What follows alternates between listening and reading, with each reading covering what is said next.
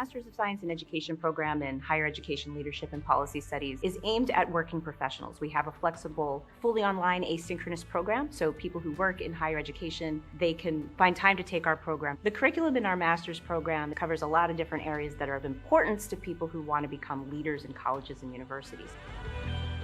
We faculty work really hard to make sure that our students are connecting with each other and with the people who are teaching the course, so the students get to know their classmates really well and they build those sort of lifelong friendships and professional networks. The students who graduate from our program go on to many different roles in colleges and universities across the region, across the country.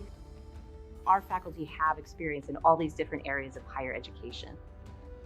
In the doctoral program, our faculty work very closely one-to-one with students to help get them through the program in their dissertation phase, working with students on a topic that is of interest to them. The academic advisors are outstanding, practicing, working professionals that are really training us to be the next wave of leaders. You're investing in yourself, and as cliched as that might sound, when you're investing in yourself, you want the best. And so when you're looking around for programs and you're looking for an investment, you go for the greatest model. And so looking at the great model out there, Hofstra was the best model for me.